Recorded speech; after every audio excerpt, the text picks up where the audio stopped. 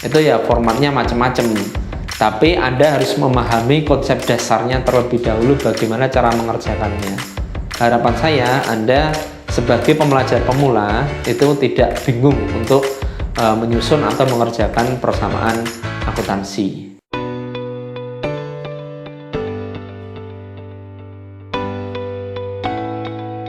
Assalamualaikum warahmatullahi wabarakatuh.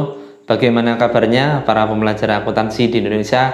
Semoga sehat selalu. Hari ini saya akan membahas persamaan dasar akuntansi atau persamaan akuntansi dasar atau persamaan akuntansi. Monggo silahkan mau dipilih yang mana gitu kan.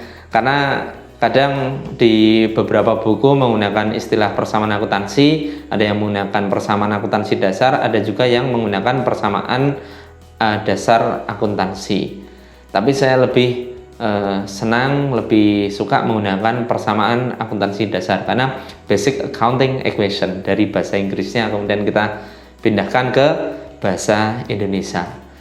Namun bukan masalah bahasa yang kita bahas hari ini, tapi terkait dengan bagaimana persamaan akuntansi itu, terus kemudian bagaimana cara kita mengerjakan persamaan akuntansi.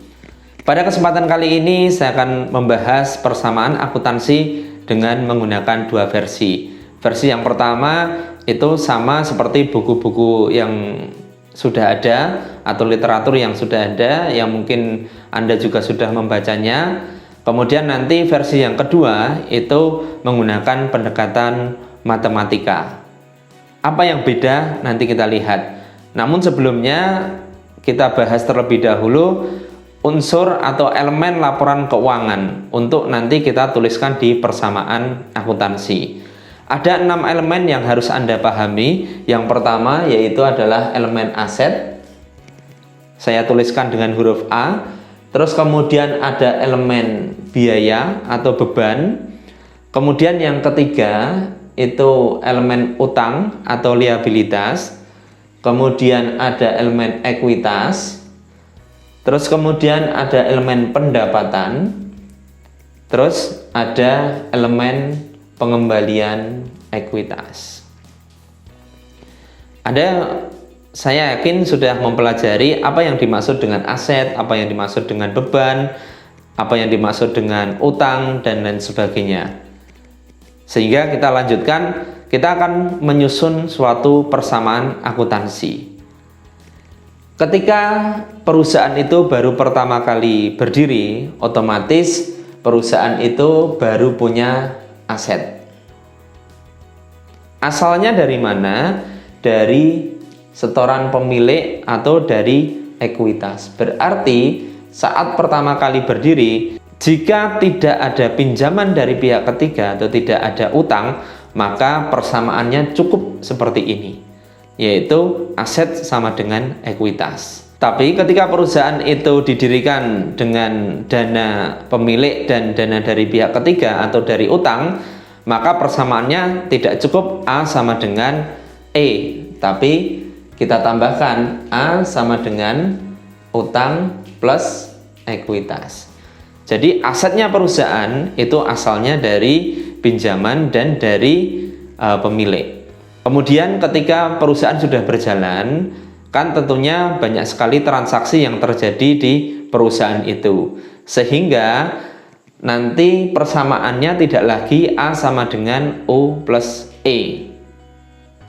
Tapi nanti ada persamaan ekstensi atau melibatkan elemen-elemen yang lain. Tentunya Anda sudah pernah melihat persamaan seperti ini. Aset sama dengan utang plus ekuitas. Terus kemudian terjadi adanya pendapatan, kemudian dikurangi biaya, kemudian dikurangi pengembalian ekuitas. Atau bisa jadi seperti ini. Aset sama dengan utang plus E min PE plus P min B. Banyak sekali versinya. Atau aset Terus kemudian ada yang dikurung di sini.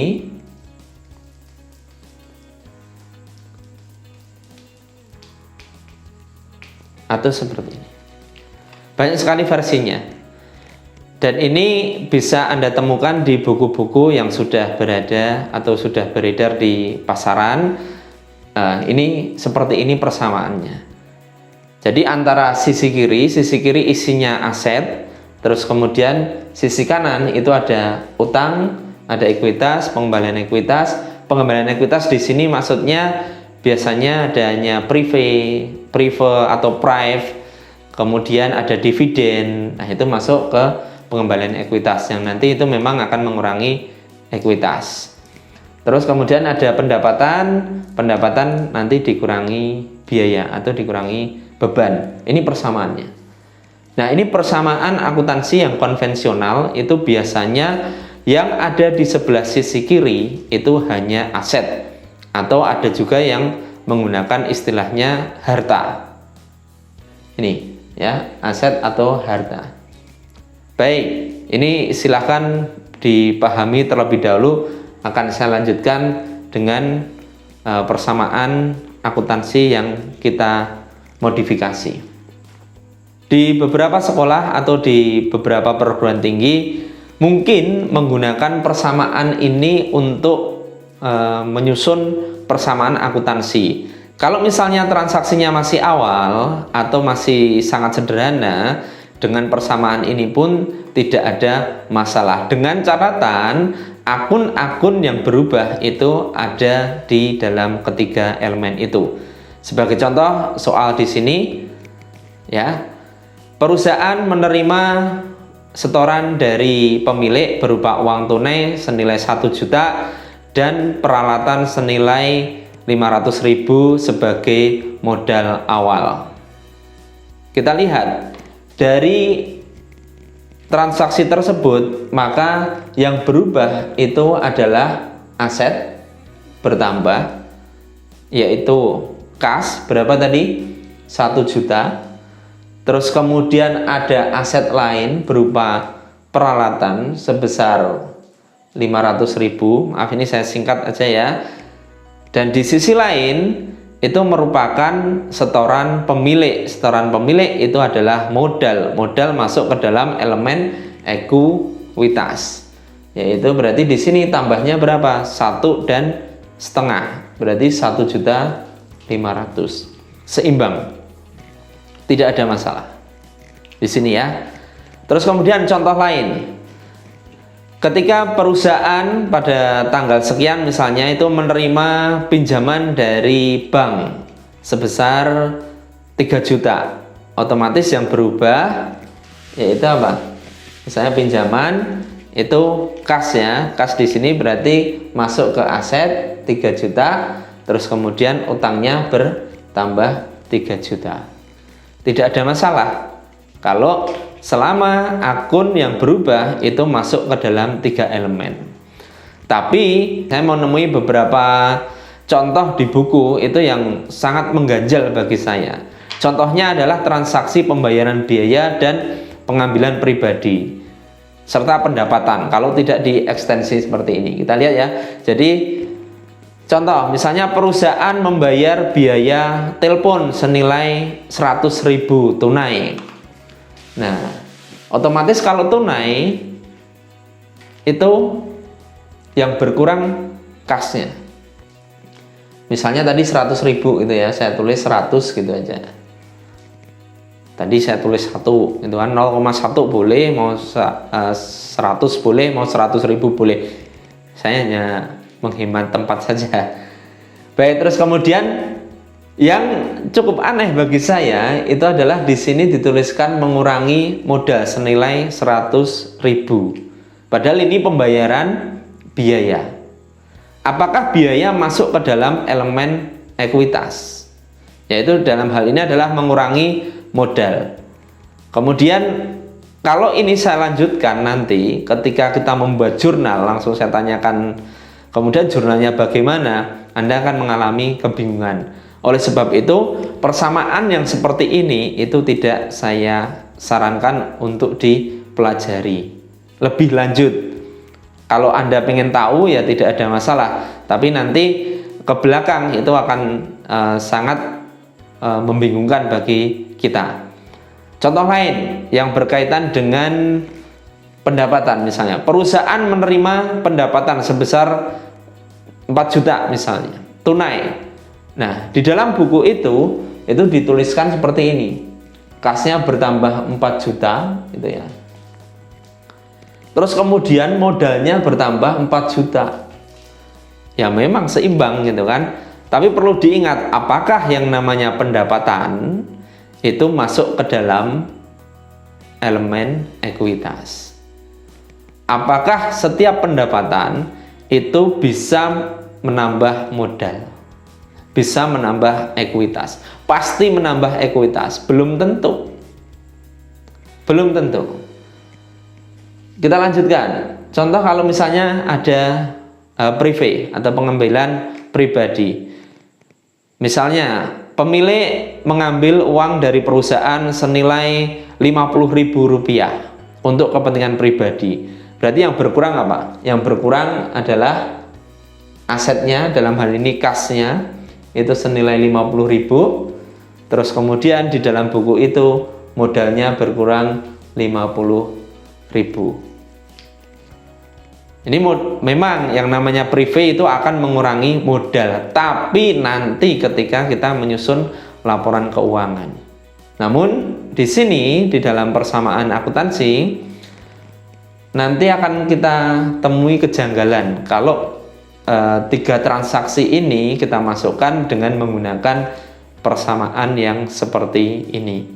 Sehingga pada kesempatan kali ini mudah-mudahan melalui video ini kita bisa belajar bersama persamaan dasar akuntansi, persamaan akuntansi dasar yang lebih baik. Baik, kita lanjutkan. Bagaimana jika persamaan kita ekstensi dengan melibatkan semua elemen, sehingga aset sama dengan utang plus ekuitas plus pendapatan dikurangi biaya, dikurangi pengembalian ekuitas. Yang manapun boleh, seperti yang tadi sudah saya sampaikan di awal.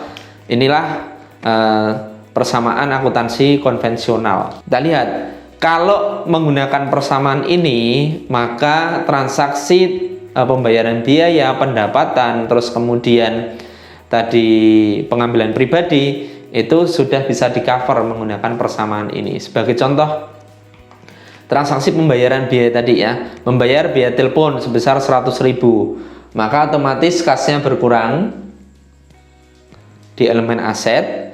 Terus kemudian di sini biayanya bertambah berapa? 100.000. Perhatikan, ini sama, seimbang ya, seimbang, karena di sini ada tanda minusnya sehingga menjadi sama-sama minus. Ya, kita harus melihat tanda ini kalau menggunakan persamaan yang seperti ini.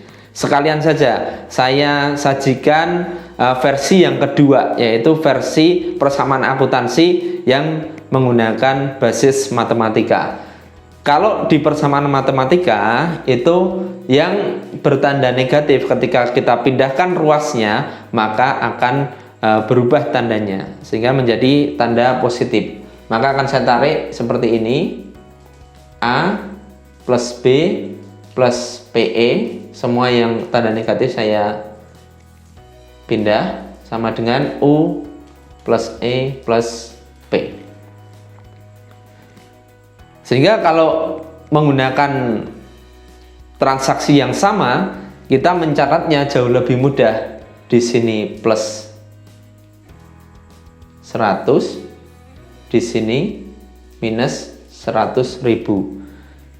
Biaya telepon bertambah sebesar 100.000, yang di sini kas berkurang 100.000. Berarti di sini minus, di sini plus. Di sini tidak ada perubahan sehingga ini 0. Contoh lain sekarang. Yang kedua tadi, ketika ada pendapatan, kalau ini tidak berbeda ya, pendapatan bertambah sebesar misalkan tadi 4 juta, Maka yang berubah, misalnya di sini kasnya bertambah 4 juta, terus kemudian di sini pendapatan 4 juta. Sama-sama plus ya, tidak ada masalah. Begitu juga yang ada di sini. Di sini plus 4 juta, yang di sini juga plus 4 juta. Terus kemudian jika ada privé tadi, ada pengambilan pribadi sebesar 50.000 misalnya, di sini 50.000 bertambah kan privénya, terus kemudian di sini berkurang 50.000 kas misalnya. Ini kan tandanya negatif. Nah, bingung kalau seperti ini. Kalau di sini ini jauh lebih mudah. Di sini plus 50.000, yang di sini minus 50.000, sehingga pasti seimbang. Yang namanya keseimbangan di dalam persamaan ini tidak serta-merta bahwa dua ruas sisi kiri dan sisi kanan itu harus selalu berubah dalam satu atau dalam setiap transaksi. Tidak. Transaksi itu bisa menyebabkan satu ruas saja yang berubah atau dua ruas yang berubah. Yang bisa dipastikan di sini adalah setiap transaksi itu pasti melibatkan minimal dua akun. Melibatkan dua akun. Dua akun itu bisa di dalam elemen yang sama, aset semua, atau di elemen yang berbeda, aset dan biaya misalnya, atau dua akun di dua elemen yang berbeda ruas, misalnya aset dan utang. Nah, yang harus Anda pahami di sini adalah hanya melibatkan minimal itu dua akun, tapi berbeda ruas boleh, ruasnya sama boleh, elemen yang sama boleh, elemen yang berbeda boleh. Itu minimal. Tapi transaksi itu bisa melibatkan banyak sekali akun. Bisa 2, 3, 4, 5, 6, bahkan 7 akun, bahkan lebih dari itu. Tidak ada masalah, tergantung apa transaksinya. Dua persamaan ini akan saya soroti, khususnya adalah persamaan akuntansi yang berbasis matematika. Bagi pembelajar pemula, ketika saya menjelaskan dengan persamaan akuntansi yang versi pertama, itu banyak sekali mahasiswa saya yang kurang paham. Namun ketika saya beralih dengan versi yang kedua, itu cukup banyak mahasiswa yang paham. Ini hanya berdasarkan pengalaman saya. Apakah ini menyalahi peraturan dalam akuntansi atau tidak? Saya kembalikan kepada Anda masing-masing. Ketika Anda mendapatkan informasi bahwa ini menyalahi akuntansi, Anda boleh jabri saya melalui pesan kah, melalui komentar atau apapun, silahkan. Saya akan sangat terbuka asal sumbernya jelas. Saya di sini juga banyak sekali belajar dan mungkin saya bisa mendapatkan ilmu pengetahuan dari para penonton atau para pembelajar akuntansi yang menonton video ini, gitu ya. Jadi kalau saya ada salah, silahkan dikoreksi. Baik, kita lihat dulu ya, kenapa ini bisa dipindah. Otomatis kan yang berada di ruas yang sama itu harus memiliki karakteristik atau memiliki sifat yang sama, atau memang itu merupakan sesuatu yang sama. Kok berani-beraninya ya B dan PE itu kita pindahkan ke sebelah sisi kiri.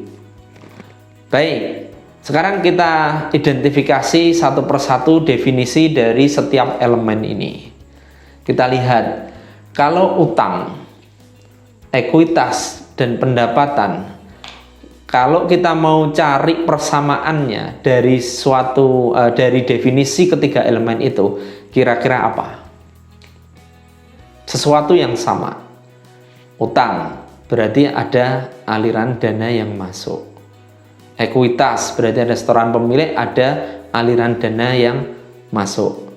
Terus kemudian pendapatan, ada aliran dana yang masuk. Masuk dari mana? Dari siapa? Utang dari pihak ketiga yang memberikan kita pinjaman.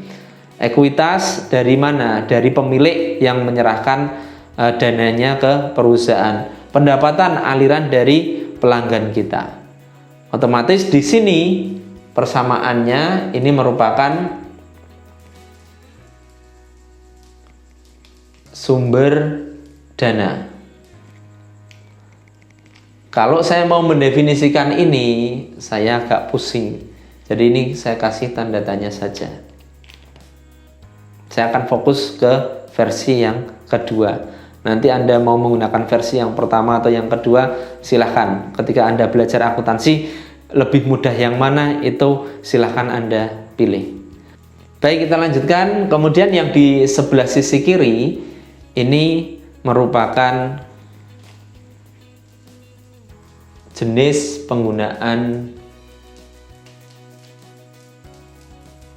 maaf ya kalau tulisannya istimewa, jenis penggunaan dana. Di perusahaan itu kita mengelola dana, kemudian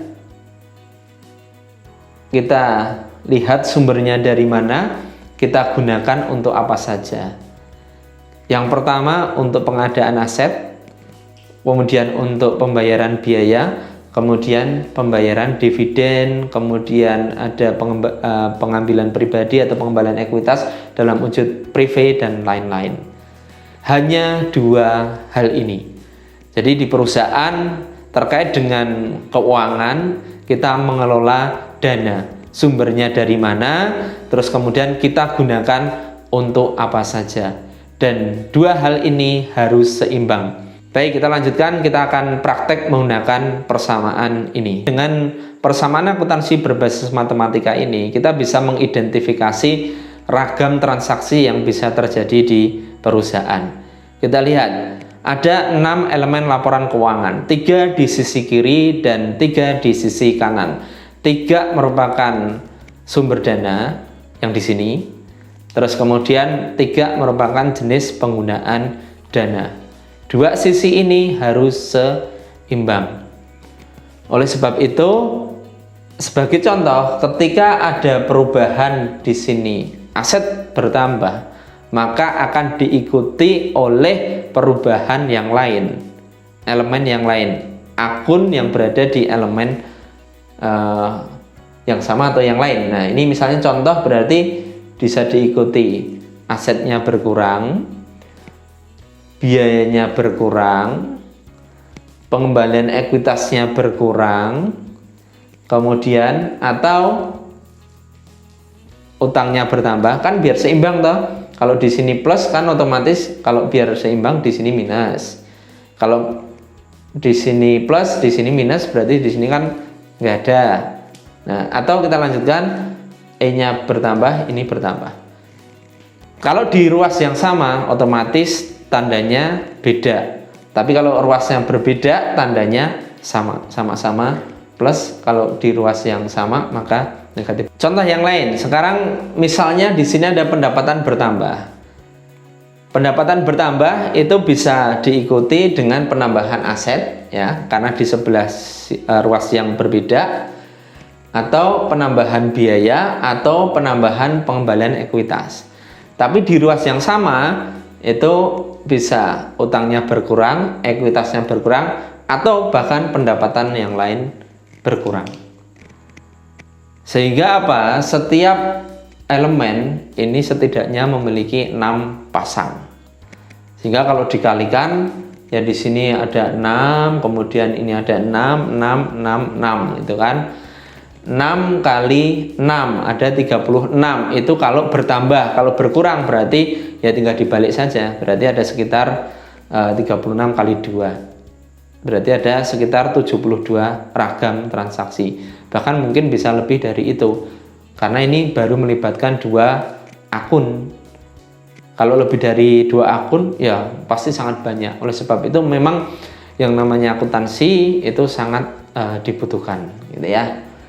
Baik, dari apa yang saya paparkan mudah-mudahan bisa dipahami dan bermanfaat. Ini cukup panjang dan penjelasannya memang harus clear gitu ya, sampai nanti akan saya berikan contoh untuk pengerjaannya.